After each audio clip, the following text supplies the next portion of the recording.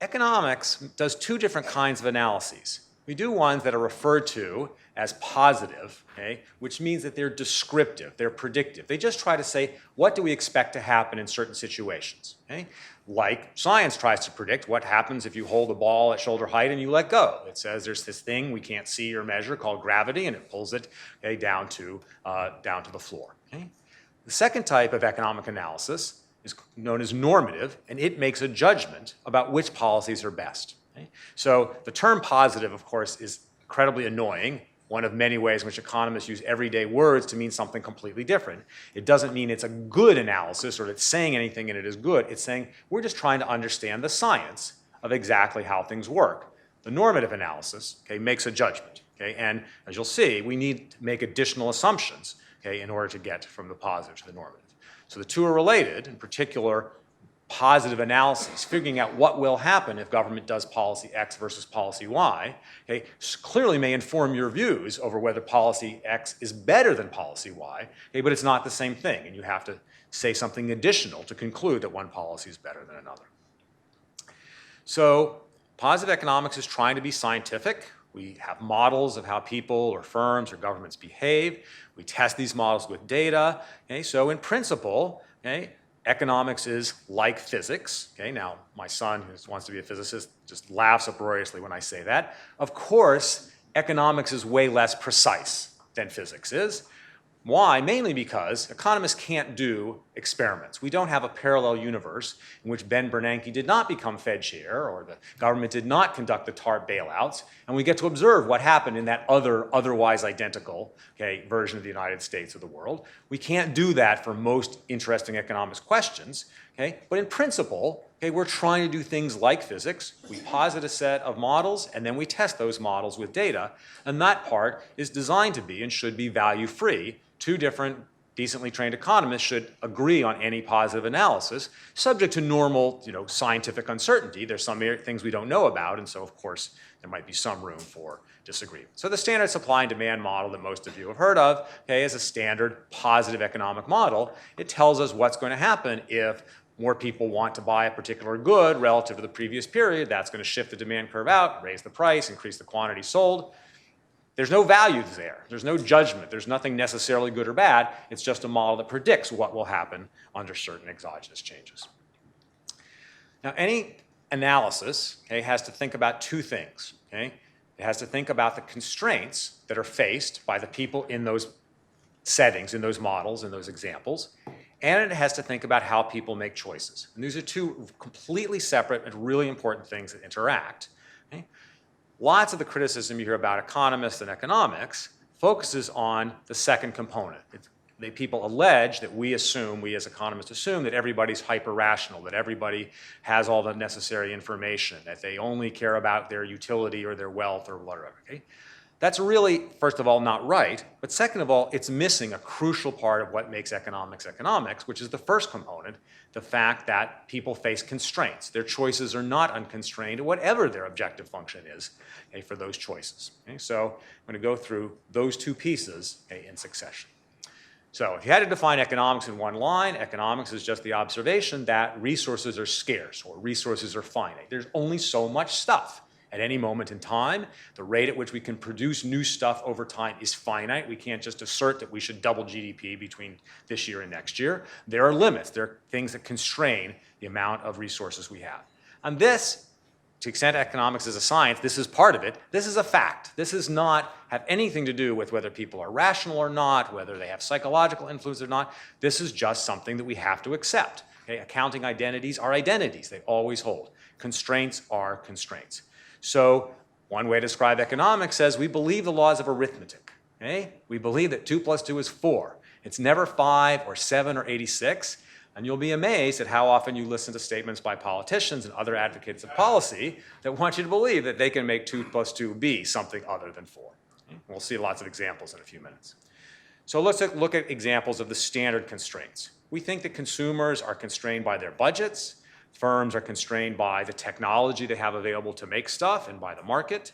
And governments are constrained in particular by something I'll explain in more detail in a minute called the present value budget constraint. So constraints for consumers.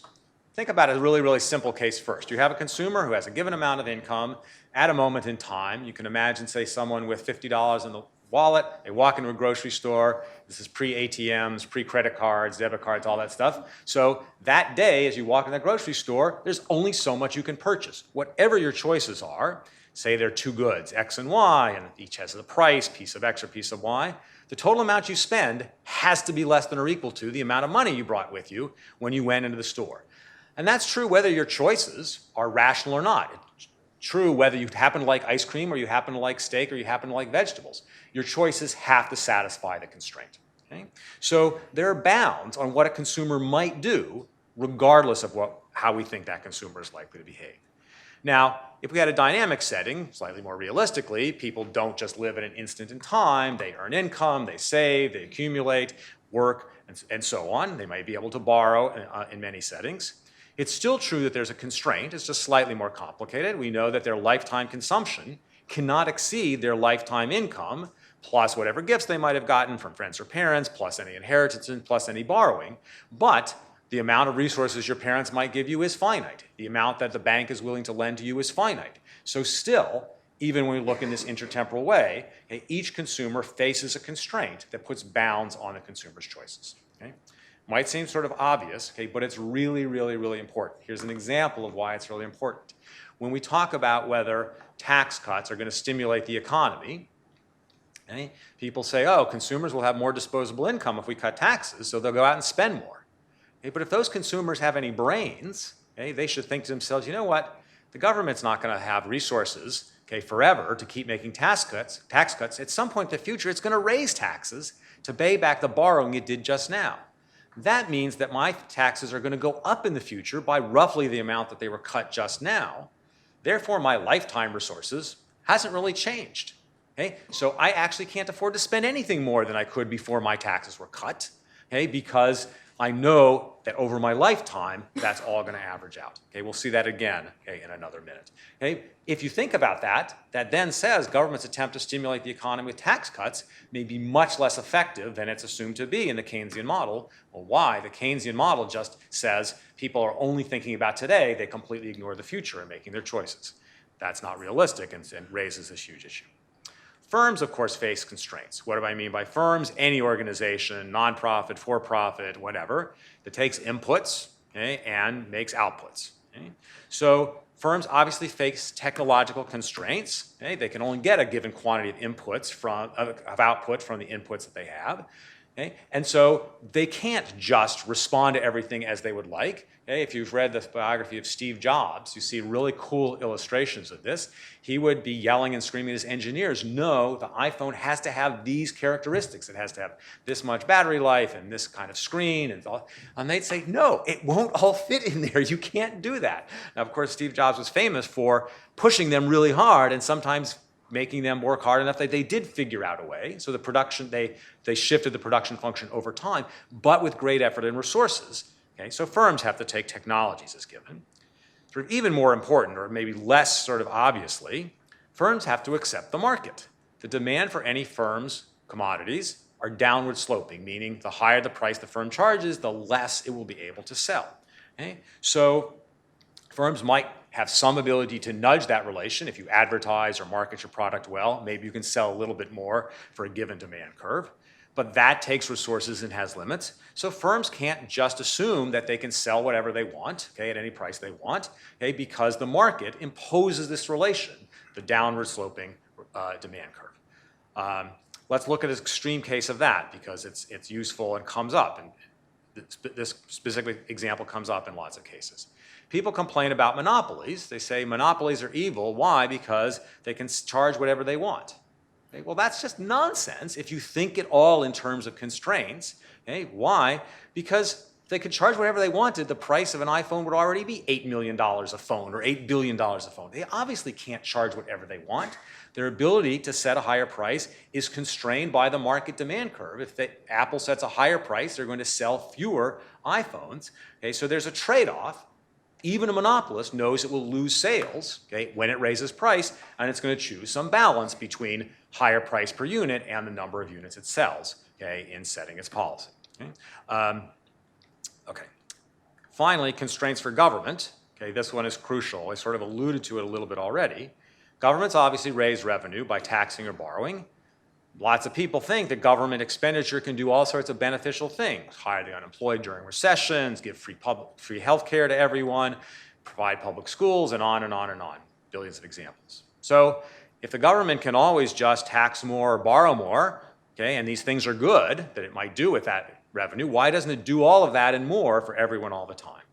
Because the taxing power is finite. The particular relation is referred to by economists as the present value budget constraint. That just means the sum of all the taxes the government raises, okay, can't be, the sum of all of its expenditure can't be more than the sum of all the taxes it collects. People aren't going to keep lending to a government forever, okay, if it is trying to spend way more than its economy could ever justify.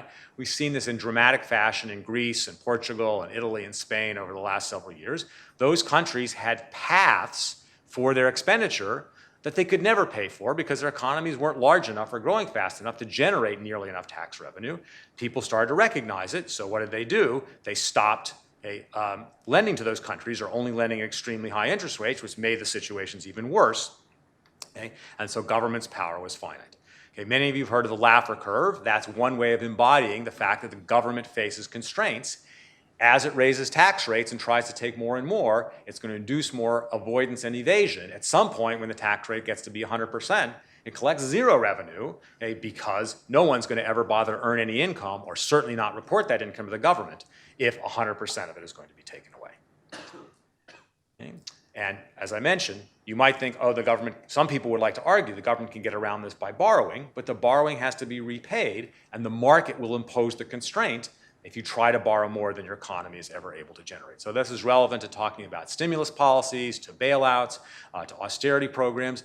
All of those have to face the reality that there's only so much stuff. All the things that the European governments have been doing to bail out Greece, and they're not creating more wealth. They're robbing Peter to pay Paul. Why? Because that's what the budget constraint says. More for Peter, okay, or more for Greece and less for Germany, okay, doesn't change the overall total. Recognizing that there are these constraints already gives you a huge insight, okay, on what might be sensible policies in those situations. Okay, so the fact that there are these constraints gets us to a slightly more interesting sort of point. Okay, the fact that constraints is incredibly important, but in some sense it's arithmetic, so it's sort of boring. Okay, but recognizing the constraints tells us that all of these economic agents face trade-offs. Okay, if you can't just decide you want to spend more on some things and not spend less on something else, you realize you have to spend less on other things to buy more of one thing, you face a trade-off. You have a choice. I might prefer more apples and fewer oranges or vice versa, but I can't just have more of both. Equivalently, you can say that every choice, every decision to use resources involves an opportunity cost. When you buy one thing, you're losing the opportunity to use those same resources to buy something else. Why do you face that trade-off? Because of the fact that the resources are scarce. Okay? Now, just to make that crystal clear, consider the opposite case. Think about a consumer with infinite income. Well, the consumer just buys whatever it wants. It never has to say, oh, if I spend more on my house, I'll have less to spend on my car. It has an infinite income. It just buys a bigger car and a bigger house. Firms with infinite demand could sell whatever they want. Governments that could borrow without limit could, of course, fund any programs that they wish. But if you state those hypotheticals, it makes it crystal clear that they're insane and that we shouldn't think that way. Also probably reminds you of all the government policies which try to get you to think in that incorrect way. All these economic agents face these constraints and therefore they face trade-offs. Okay? And that's going to be crucial to what effects government policies might have.